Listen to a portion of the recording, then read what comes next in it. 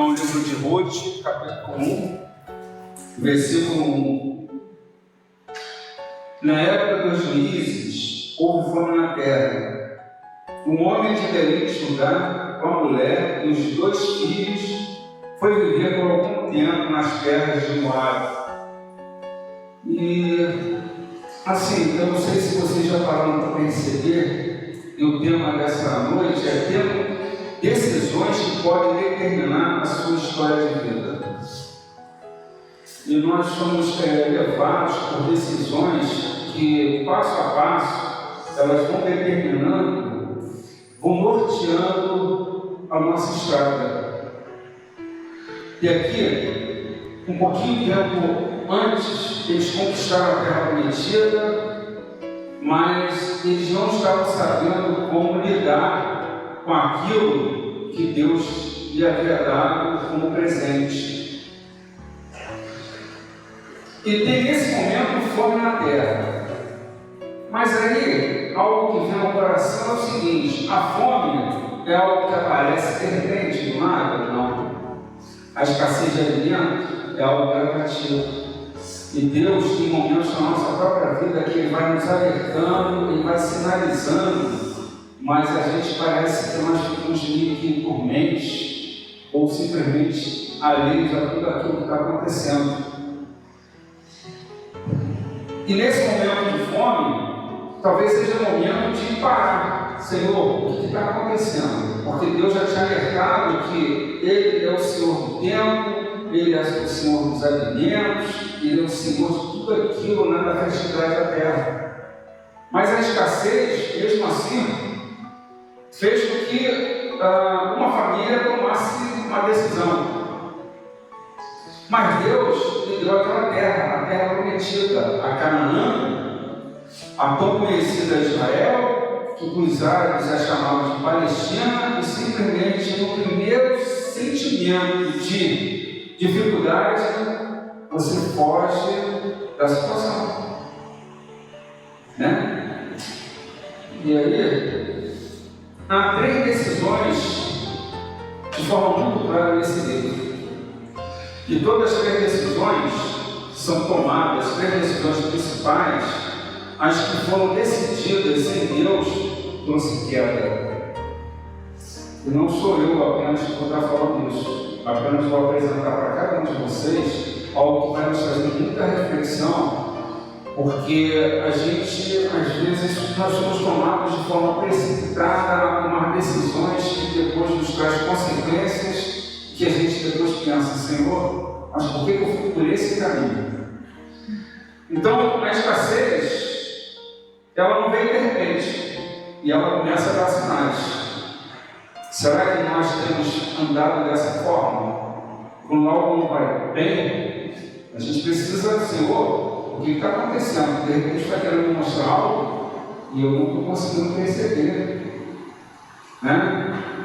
E aí, quando algo começa a faltar, o sinal de alerta ele está ligado. Só que nós, às vezes, até o povo de Deus, nós estamos em casa, mas mesmo quando algo está começando a faltar, algo não está indo bem, a gente deixa que as coisas se agravem. E Deus, Ele quer que no primeiro momento a gente sinalize para Ele: Senhor, me dê sinais, me dê a orientação para que a gente possa mudar o rumo dessa história, porque a história não está de acordo com aquilo que Tu queres. Os sinais, eles estão presentes. E aí a crise, ela é uma oportunidade para a ação total de Deus na sua vida. Porque é no momento de crise que mais a gente se aproxima de Deus. Né? Aqueles que têm sabedoria, que reconhecem que Deus é Senhor, que Ele está disposto a te orientar o melhor que Ele tem para a tua vida. E aí, exatamente, nós tomamos as piores decisões quando estamos agitados e ausentes da presença de Deus. E é diante desse quadro é que em muitos momentos a gente,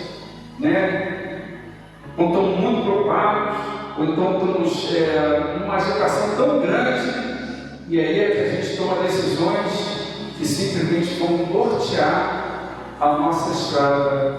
Né? E aí não tomem decisões de forma impulsiva, pois elas podem trazer consequências sérias na sua própria vida. Porque as decisões, elas trazem consequências boas, mas também ruins.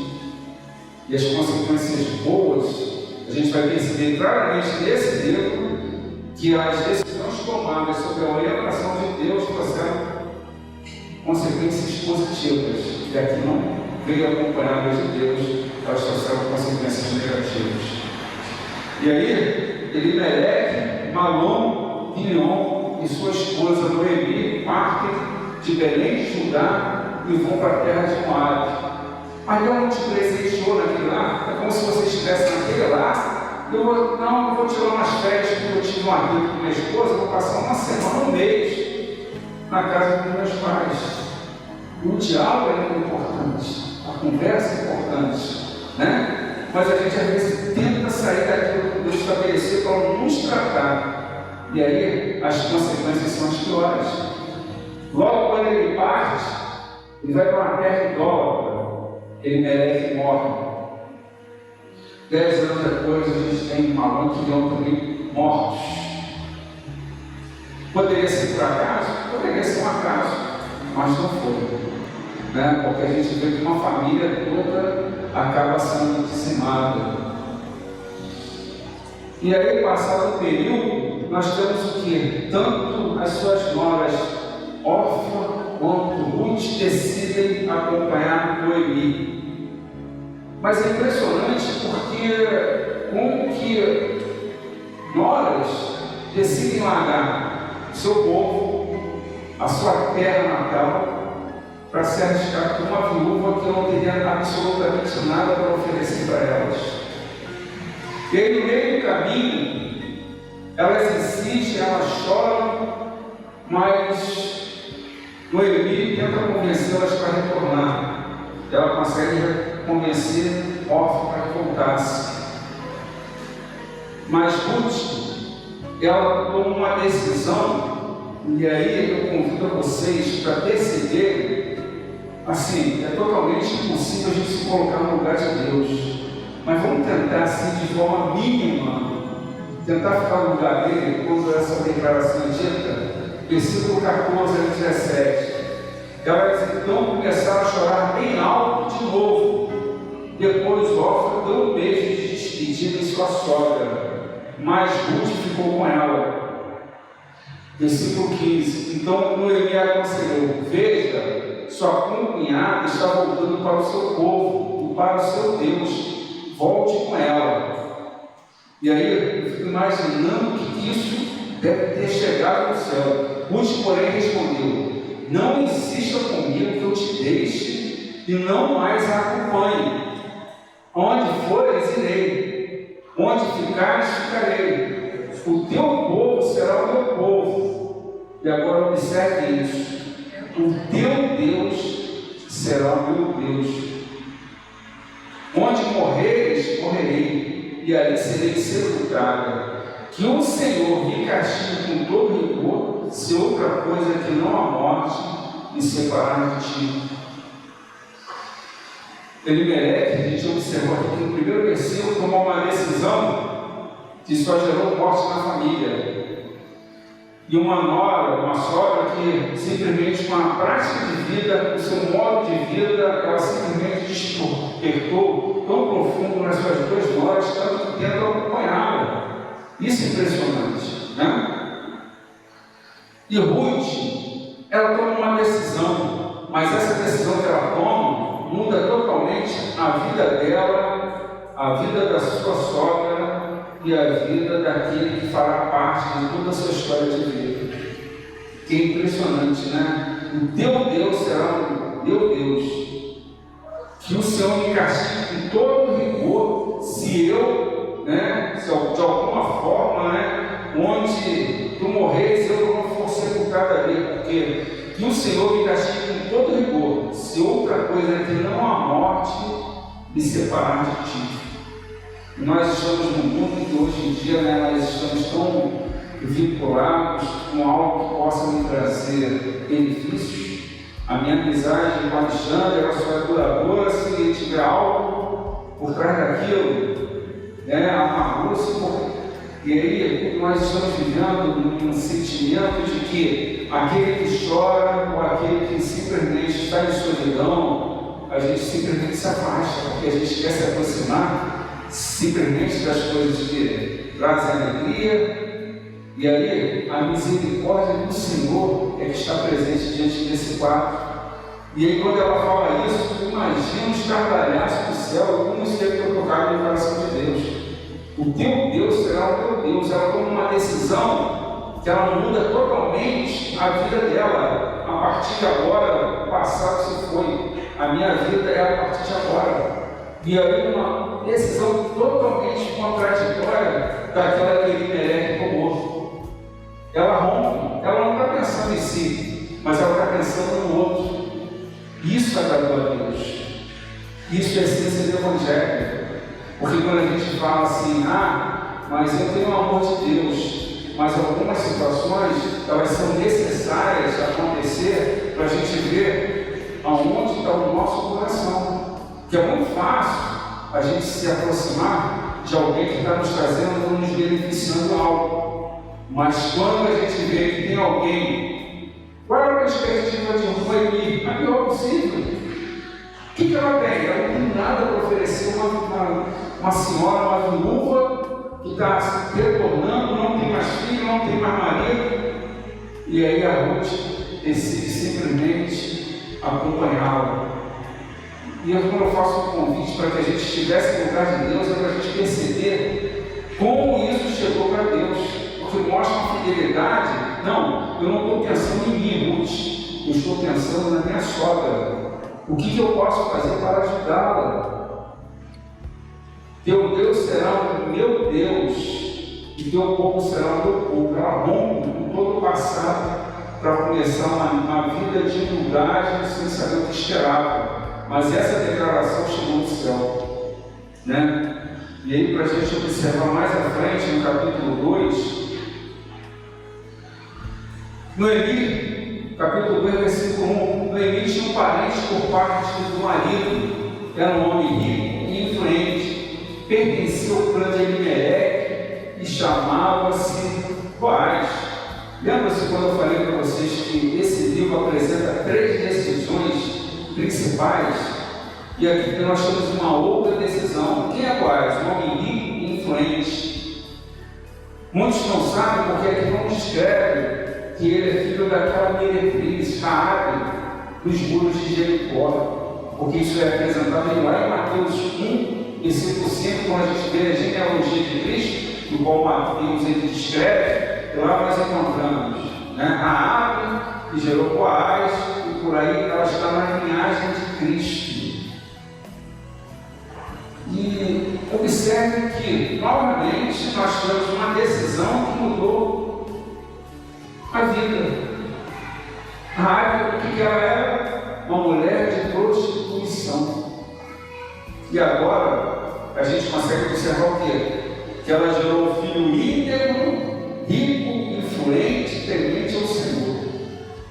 Observar que decisões elas mudam a trajetória de vida, mas decisões tanto levadas pelo lado do bem quanto pelo lado do mal, E diante desse quadro, ela tinha uma vida de prostituição lá em Jericó. Mas Deus lhe deu uma família, a partir de simplesmente ela aceitar o Senhor como Deus dela. Aquele passado se foi. E Deus não é um Deus que simplesmente vai penalizar pelo que você, pela tua história de vida. Mas Ele conhece o teu coração a partir de agora. Senão muitos de nós, estaremos pagados realmente as consequências graves, mas nós temos um Deus misericordioso que Ele apaga o passado e transforma aquela decisão agora, e daqui para frente Ele começa a te guiar, Ele começa a te direcionar para aquilo tudo que Ele tem. E vamos observar aqui no versículo 3. Então ela foi e começou a recolher espigas atrás dos ceifeiros. Por acaso entrou justamente na parte da plantação que pertencia a Boaz, que era do clã de Elimeleque. Vamos imaginar que Ruth, uma mulher jovem ainda, mas lembra quando ela falou assim: teu Deus será o meu Deus? Ela simplesmente sai dali e ela aceita a palavra de Deus de forma genuína, porque o que ela sabia que lá em Levítico, Deus havia proporcionado o quê? Todas aquelas mulheres que eram viúvas, os órfãos, os estrangeiros, tinham a possibilidade de simplesmente ir atrás dos cefeiros diante das plantações e tudo que aquilo que caísse no solo, elas poderiam recolher. E Ruth, a gente percebe aqui que era uma moabita, mas ela houve uma conversão genuína. Não foi uma conversão da palavra da boca para fora, né? E aí, por acaso, na versão de vocês aí, não sei se vocês observaram, por acaso, ela foi para onde? Na plantação de Boaz. Será que na vida com Deus, e é isso que a gente tem batido muito aqui na palavra de Deus, sabe? Porque às vezes nós ficamos numa correria tão intensa para lá e para cá. Todo irmãozinho que fala de Deus, todo irmãozinho fala de Deus. Deus ele vai se manifestar onde ele tem, mas você precisa ter comunhão com ele, porque você vai atrair as bênçãos de Deus que prometidas na tua vida, né? E ela, simplesmente, se é que a gente pode chamar de coincidência, ela vai parar na plantação de Boaz.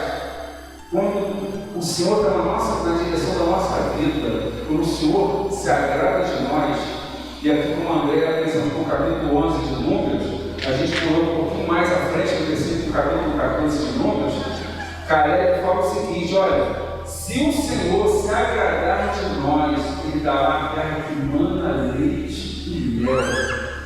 E a gente às vezes está tão ansioso de, Senhor, eu preciso ouvir tudo aquilo que tu tem de promessa na minha vida.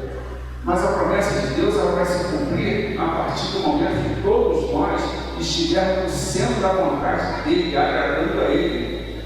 E aí, quando você agrada o coração de Deus, as bênçãos elas virão acompanhadas de tudo aquilo que você tem feito, que você tem tido de compromisso com o Senhor, né? E aí, no versículo 10, ela se inclinou e prostrado o rosto em terra exclamou: porque achei favor aos seus olhos, a ponto do Senhor se importar comigo, uma estrangeira. Boaz respondeu: contaram-me tudo o que você tem feito com sua sogra. Depois que você perdeu o marido, como deixou seu pai, sua mãe e sua terra natal para viver com um povo pouco conhecido. Versículo 12: o Senhor lhe retribuiu tudo o que você tem feito, que você seja ricamente recompensada pelo Senhor, o Deus de Israel, sob cujas asas você veio buscar refúgio. E aí não importa, gente, quanto mentirem contra você, quanto falarem mal, te julgarem, o Senhor ele te justifica, né? Ele traz a verdade, o seu testemunho de vida traz a tona para te honrar. Exatamente aqui, Ruth, ela não saiu falando que ela era isso, que ela era aquilo, mas simplesmente a vida dela, o testemunho de vida dela, começa a contagiar todo aquele povo, porque nós temos uma mulher moabita que simplesmente sai de sua terra natal e vem de encontro acompanhada de sua nora, de sua sogra.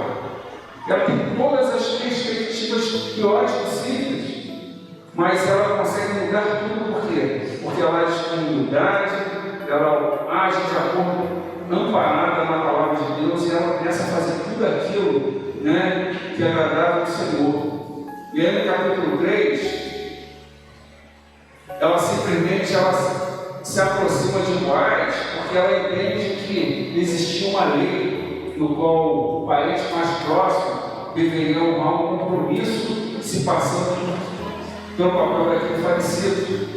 E aí ela descobre através de Noemi que Boaz era o parente mais próximo. E aí, diante desse fato, quando ela se apresenta, quando ele está na ilha, o local onde simplesmente cuida dos alimentos, né, dos vegetais, dos legumes, e aí no capítulo 10, Boaz lhe respondeu: o Senhor abençoe minha filha, este seu gesto de bondade, e ainda maior do que o primeiro, pois você poderia ter ido atrás dos mais jovens, ricos ou pobres. Agora, minha filha, não tenha medo. Farei com você tudo o que me pedir. Todos os meus concidadãos sabem que você é mulher virtuosa. Quais estavam aonde? No lugar simplesmente que poderia estar o quê? Se aproveitar dela. Ele estava ali, ela estava simplesmente dele. Mas ele procura o quê? Ele procura preservar, ele procura proteger, honrar a moral de Ruth. Ele não tenta distrair daquela situação. E a gente consegue observar como esse homem é muito comprometido com o Senhor. Porque diante daquele quadro ali, ninguém saberia. Ele poderia ter se aproveitado dela. Mas não, ele age com a fé e ele íntimo. Ele fala, não, ainda existe um parente mais próximo do que eu vou procurá-lo. E aí, só para a gente encerrar no capítulo 4, de todo esse quadro, né, que se apresentou aqui, no capítulo 4, versículo 13 em diante, do 13 ao 15, o final dessa história que o Boaz se casa com Ruth e ela se torna sua mulher. Boaz a possuiu e o Senhor concedeu que ela engravidasse e desse à luz um filho.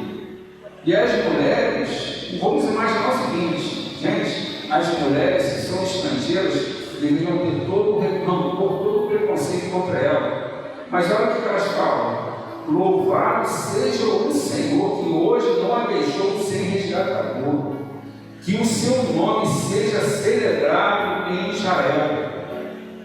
E aí olha só o que elas falam, versículo 15: um menino lhe dará nova vida e a sustentará na velhice, pois é filho da sua nora, que a ama e que lhe é melhor do que 7 filhos. 7 filhos seria o ápice, seria a maior bênção naquele período, né, no 1300 a.C. Enfim, e aqui a gente consegue perceber o que? 3 decisões geraram consequências diferentes, né?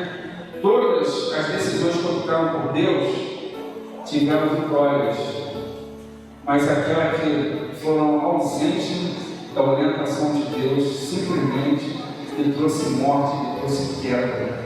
E essa é a nossa vida. As nossas decisões hoje, todos os dias, elas vão norteando o que Deus tem para a nossa vida.